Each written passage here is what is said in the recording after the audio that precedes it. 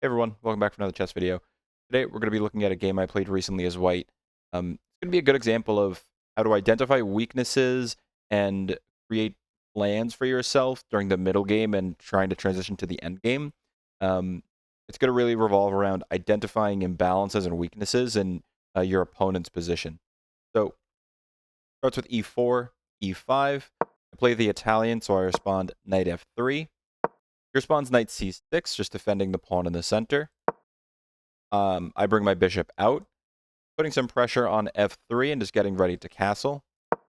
Knight f6, putting some pressure back on my central pawn. d3, just to support that pawn in the center. This is all nothing unusual yet. And we actually play pretty well until around like move 10 or 12 is where we have our first mistake. He responds bishop c5. So in the Italian, up to this point, you'll see people play d6, preparing to pin the knight, the immediate bishop out, sometimes bishop here, but I think that's a mistake, and sometimes just immediately playing d5, looking to um, try to plant that knight there, and eventually bring that knight there.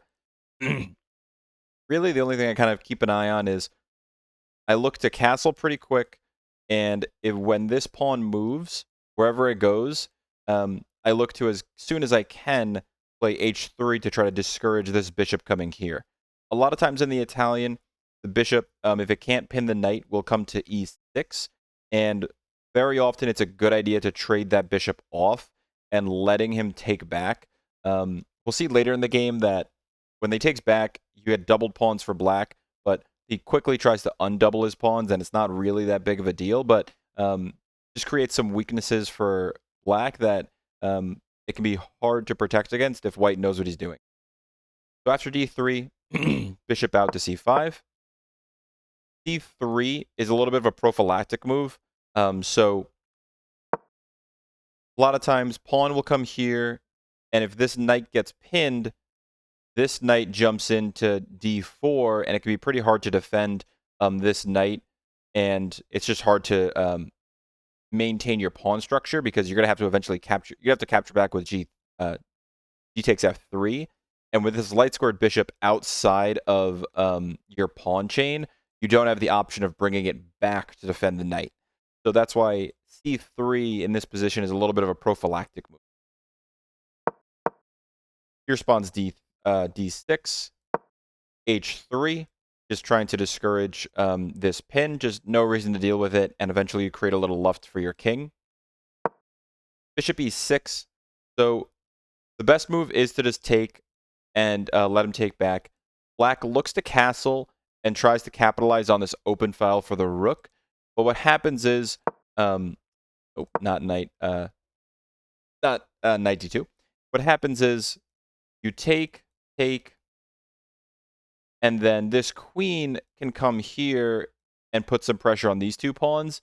And in the Italian, white looks to expand on the queen side.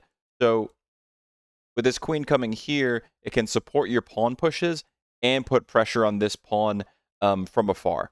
So that's why it's fine. It's not like this is a game-ending blunder. But as white, you generally want to take this bishop and exchange. So bishop takes e6, f takes e6, castles, castles. This is all pretty standard. You see, like we each only used a couple seconds on our clock because there's really not much other good moves to play once you get a little bit into the line. Knight bd2, I think this is my first mistake. Yeah, it's an inaccuracy. The engine likes just immediately expanding, getting ready to go here. Bishop retreats, and then I think queen b3 is going to be best. Oh no, just continue expanding a4. Stay there. And then this actually might be the move. Bishop e3, interesting. Okay. Takes. I've played into lines like this and have had long-term issues trying to defend this pawn. It looks like, the engine likes that. Here, Wonder what it thinks about getting queen out immediately. Queen b3. Queen b3 is fine. Not the best move, but it's fine. And then sometimes you'll have the queen come here. Sometimes queen here to defend this pawn and defend here. So in this position, I would look to just kind of try to rotate my knight over here and eventually start pushing in the center. But really, there's a lot of ways this type of game could go. Knight bd2 is an inaccuracy, though. Plays a5, or not plays a5, would play a5 is what the engine suggests. And getting a little spot for his knight here, it looks like. I didn't look into this line. Maybe bishop a7. Is this going to be a4, I imagine? Here.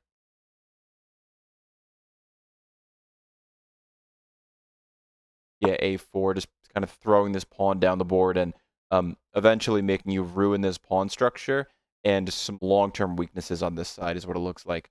Not a decisive mistake by any means, but just not in the spirit of the Italian, really. My thinking here, though, was I'd go rook e1 and rotate this knight over here, which is pretty typical in the Italian, but it looks like that's not the best move. So we continue on. a6, he was anticipating b4, and I was going to play that eventually, but just kind of, I was imagining, getting this knight over here. So plays a6 prophylactically. I play rook e1, just trying to complete this maneuver. Plays b5. At this point, I kind of thought to myself, that's a little bit overextending on the queen side. Like, I don't think that was a good move. And the reason I didn't have any concrete lines that I was calculating, but I thought, this knight's now weak. This pawn's weak. These two pawns can be attacked pretty easily. Maybe with like a pawn break, and then planting my knight there. I thought queen here, putting pressure on this pawn. There was a lot of different ways I could see this going, but I thought maybe I should focus some play over here eventually, because that seemed like a little bit too eager of a pawn push and maybe make some weaknesses, but nothing concrete that I saw, no tactics. So I continued with knight f1, trying to maneuver this knight to my king side, which is often a pretty good idea in the Italian. He pulls his bishop back, bishop b6. I bring this bishop out. So a lot of times in the Italian, like you saw in an earlier line I looked at, this bishop tries to maintain this diagonal, and you can look to exchange this bishop off. Sometimes planting this knight here is a good idea, but oftentimes this knight wants to end up here to eventually plant itself here and defend against this knight coming here. So bishop e3, trying to weaken this strong black bishop. Rook b8. This is another move that I thought was a little bit weird, because I thought, well, I don't want that black bishop there anyway. If I take, he's not going to take with the pawn. He's going to take with the rook. And then his rooks are disconnected. So that's another kind of like mark of weakness on the queen side that I pegged for myself. At this point, I thought, do I immediately pawn break, do a pawn break here and try to exploit some weakness? Do I exchange to kind of solidify these rooks being disconnected and then throw this pawn move in here? Maybe I do a pawn move here. Maybe I just complete this knight maneuver. So I kind of thought to myself, there's something that's going to be going on the queen side, because this just doesn't look like a good pawn structure. This looks like there's a couple of weaknesses. I don't see exactly what he's planning. He's not going to be able to push these pawns down the board, really. So I thought to myself, something's going to be going on. But for right now, let me just get rid of this strong piece that black has. My dark squared bishop, it's fine, it's good, but it's not as strong as this piece. So let me exchange bishops. and force that rook to disconnect itself from the other rook and weaken and create another weakness. Planted my knight in the center, knight e3. This might have been better. Let me see what the engine thinks. If I go here so that my rook maintains vision on this pawn, this knight supports here and here. So it looks like that was a good move.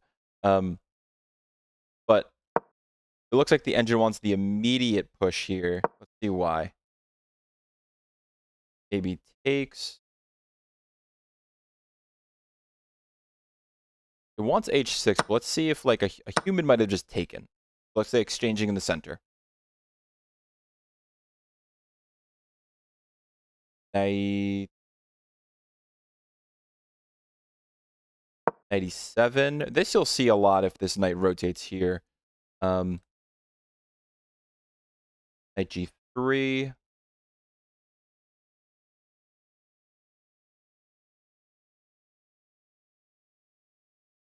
Did not mean to click that. Knight g3, h6. Kind of thinking here, why is it so much better for white? Rook c1. Maybe just this knight's out of the game. And maybe I have like a pawn break coming soon. 7. Putting pressure here. Queen b3.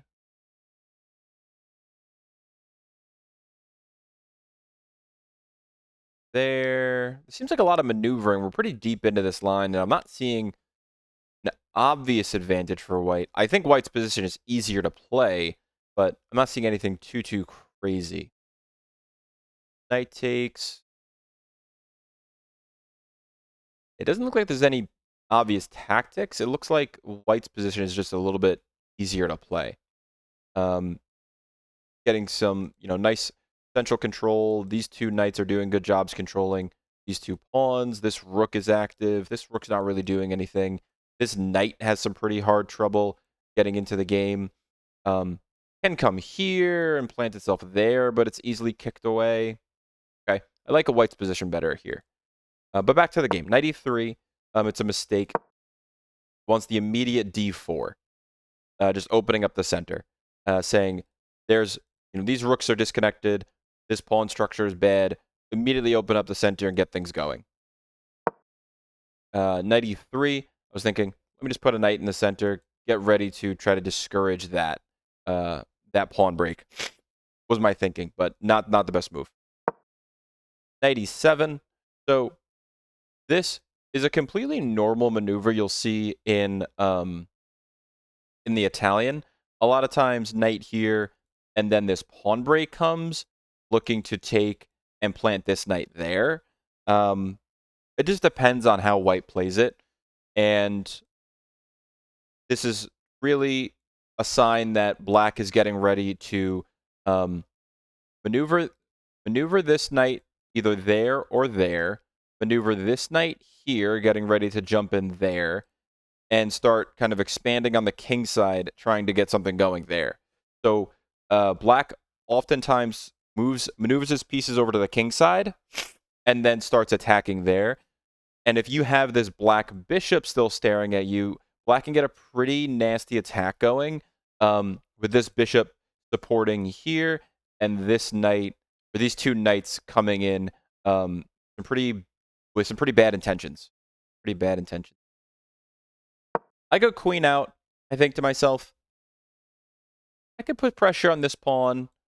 I can maybe look for a pawn break soon. Let me get my queen to a more active square and connect my rooks. That was my thinking.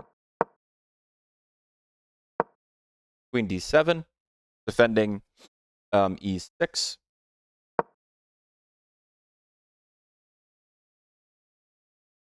All right, sorry about that. Had a little computer trouble. So queen d7, defending e6. At this point, I think I'm envisioning this knight probably coming here and this knight here. Let me reroute this knight to try to defend these two squares. So sometimes, and this can be a little bit hard to see for lower rated players, is you're thinking to yourself, how do you advance down the board How do you, get your pieces to active squares? How do you kind of develop attacks and plans? Sometimes you need to look for um, retreating moves and rerouting moves for knights and bishops, because let's say you have a knight that um, you want to put on like an outpost square, or you're anticipating an outpost square opening up. Um, that may be perfectly well and good and the best plan, but it may be a better plan to reroute a knight to play a more defensive role if you see an attack coming, or to reroute a bishop to get to a more active diagonal. And that might involve bringing it back and then forward again. So knight f1. Was knight f1 anticipating knight g3. He plays king h8. I'm anticipating, because he's going to want to have this pawn break and not be on this diagonal. I don't think he's going to start throwing these pawns down the board, but that's probably, in the future. So what I was anticipating was some type of pawn break here, and I just complete my maneuver of rerouting this knight to knight g3. It looks like where was it? Okay, yeah. Knight g5 is best to put pressure on this pawn. Not sure exactly how he would have defended, because I did not look at this line. So let's think knight f3 takes off, takes, and then wondering if someone might play like h6, ad1, maybe queen c8, maintaining vision on that pawn. Queen c6, same thing. Then where's this? Rook d8, forking there. Interesting. I did not see that one. I did not go down this line at all in my game, and nor did I think of it. But going knight g5, try to put some pressure on this pawn and this square here. Interesting idea. I complete my rerouting with knight g3. Plays knight h6. I'm assuming at this point to play g5, even though I thought he was going to go here. That's why I felt kind of safe rerouting this knight. It looks like at this point he's going to go here. I don't think he'd be doing this just to make a luft for his king, because you probably have a better move of either like connecting these rooks or just straight pawn break. But at this point, I think, okay, maybe I was wrong with this pawn break. Maybe he's looking to go here. I go rook ad1 because I wasn't going to push, h4. I wasn't going to move any of these knights, so there wasn't anything here prophylactically that I was going to do. The engine really likes opening up the center here. I understand that that's the better move, but I think this is a kind of a more natural move for me of getting my rook to what's going to be an open file soon, or at least semi-open file, and getting some vision to the queen. But it seems to be that that's a worse move. e5. I'm betting this is a mistake. Yeah. So d5 is a blunder because knight takes e5. I thought it would just be labeled as a mistake, but it looks like it's an actual blunder. So you're playing your game, and your opponent pushes a pawn or maneuvers a piece offering a trade. Before you just snap take, think to yourself, what is going to be advantageous for me, and what is my opponent trying to do at that trade? It might just be that your opponent has, ran out of moves and is just looking to open up the board.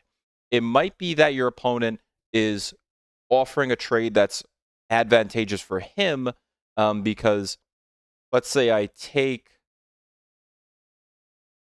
he's probably going to recapture with his knight and reroute his knight, not there, reroute his knight to here. You need to think to yourself, what are... It turns out this is a blunder really kind of many ways, because of the pawn here still being under attack, and then this pawn also being weak. But you got to think to yourself, what does my opponent want from this trade? Or why is my opponent offering this trade? Because if it was good for you, he probably wouldn't be offering it. Now, it could be the case that he just blundered and he didn't realize, offering this trade might be advantageous for you, but just stop and think. In this case, offering this trade removes the only defender of this pawn, and you blunder knight takes e5. So, in the game, go back, I didn't really pause as I should have. So, I took, he recaptured.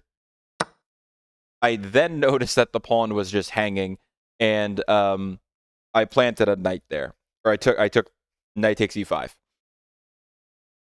You are attacking the queen, but queen pretty easily moves out of danger.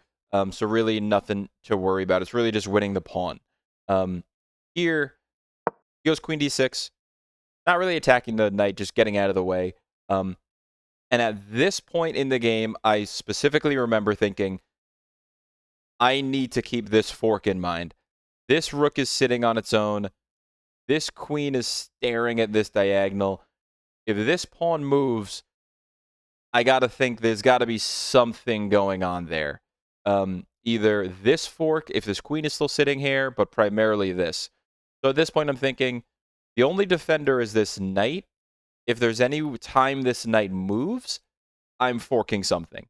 And as your game goes along, you're going to notice tactics that present themselves right in the moment that there's a fork, a pin, whatever, that you can just exploit on your move right there. But there's oftentimes going to be situations where maybe you have, a bishop sitting here that you think to yourself, I'm just going to leave this bishop on this good diagonal, and eventually it might come into play. I'm going to leave this knight here on this good central square, and eventually I might have this fork. I don't have it yet.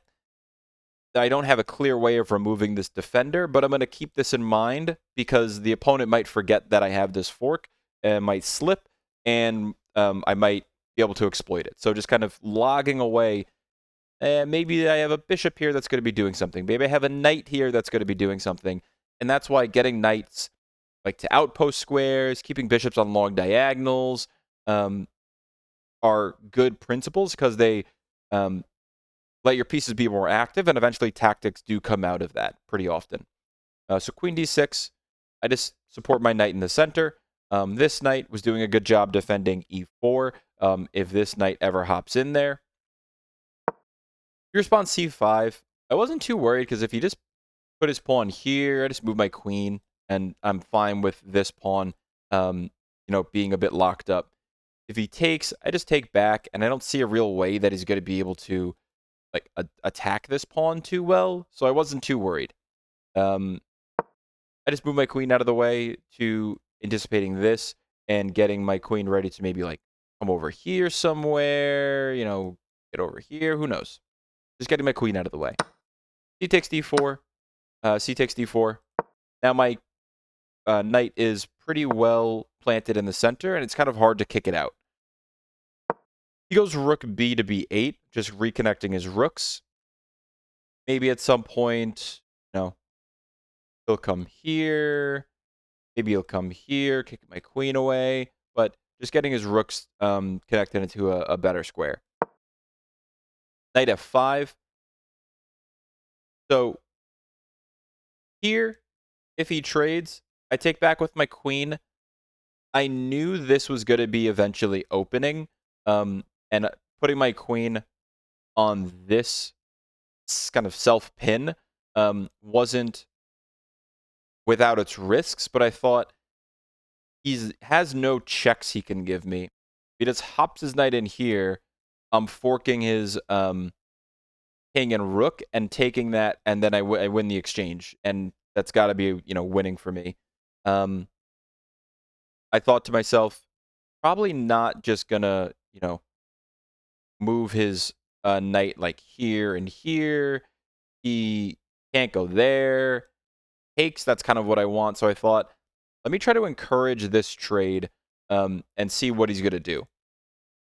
So he takes it. Knight takes f5. And now I'm just one step closer to being able to exploit this fork. Take back with the queen. And I'm thinking to myself, my queen wants to maintain this diagonal because if this knight comes here, the only other defender would be this queen, so I need something to recapture it. And I don't want this king to be able to move there. So at this point, I'm thinking, I'm probably going to have this at some point. Maybe I just pull my queen back for now and try to look for when this opening occurs. Anticipating he's going to, you know, move his knight there, something like that. He goes knight e4. Anticipated this. It's a seemingly good move for your knight. You're on a bit of an outpost square. You can be kicked away, but you know, you're protected. It's a discovered attack on my queen, but he just completely blundered this tactic. So knight g6, king there, takes, and at this point, white was already winning, but now I'm definitely, you know, it's just kind of cleaning up the and transitioning to a winning endgame. So here, I think to myself, all right, 2 rooks versus rook and knight. I got to get my queens off the board somehow, and I go queen e5, trying to encourage this trade, get a passed pawn, and have this rook stare at d5. I'm not sure exactly what happened. If he just not gave up, but kind of stopped looking for winning ideas and you know, improving moves, because he just trades, and this is just basically over for black. So at this point, I have a passed pawn. Take this pawn, but taking, you know, rook takes d5. You're not really able to defend defend much, because this pawn is quickly coming down the board. If it gets here, this rook can't come there, so it has to go back pretty quick. I push here, this king's not coming there. This rook can slide here. This knight, either you have to pull your rook back or, you know, bring your knight back somewhere because my rook is staring at it. So black is in a lot of trouble here. Pulls the rook back to defend his knight. I give a check. I was thinking maybe he comes here, and then I might swing my rook here. He goes here.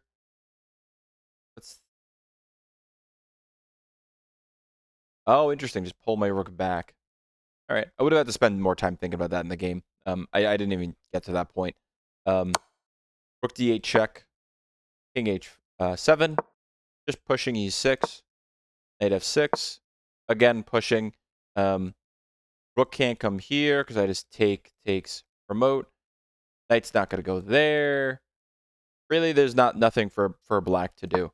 Tried attacking this pawn, but push b3. And there's nowhere for black to go. a5. I go here, and if you rook f1 here, you can sack this rook and then promote. And if you take, then I'm just up a full rook. So that was the idea there. Rook f1, and my opponent resigned. This was a good game of identifying weaknesses and creating plans around them. So standard opening, nothing crazy. And as we get to the middle game, I noticed some weaknesses on the queen side, a poor pawn push, and then there's not an immediate exploit that I saw. So I just kept developing my pieces to good squares, trying to eliminate a good piece of his, and eventually trying to maneuver and expand on that side of the board. I miss this d4 idea quite often. The engine really liked d4. And by the time we were kind of well into the middle game, my pieces are on really good squares. My knights are where I want them.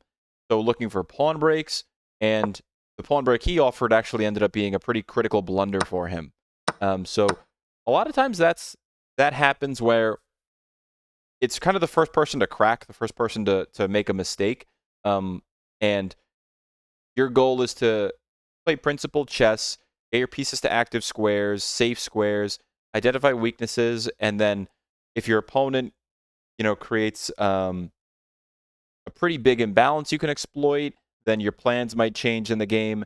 And once you secure an edge, so in this, it goes to +2, then your goal is to maintain that edge. And that can be also pretty hard and take practice because your opponent's going to be looking for any kind of defensive resources he has. So your goal is to kind of continue putting the screws on, putting the pressure on once you have an edge secured. Here, I identified a potential tactic. I was already winning. My knight is super strong. His knight really isn't doing much. This knight might be, coming in soon. Identified this tactic of this fork eventually, but it took a little bit of maneuvering and a couple moves to be able to exploit that. So that's just another thing of keeping tactics logged away and being able to exploit that. But it might take a move or two to either remove a defender or defend against some minor attack that they're pushing for before you exploit the tactic. And that comes from getting pieces on active squares. The only reason I was able to get this tactic is because my knight was on a good outpost square, ready to hop into my enemy's side pretty quickly. And that could be knights or bishops on long diagonals that you can exploit. A lot of times, to go back to the beginning, this bishop being on this diagonal, sometimes, let's just say there, this knight will come here, this knight will come here, and you can, lose an exchange because this bishop is hitting this pawn. And that's why this is such a strong bishop in the Italian, because it maintains a look on f2.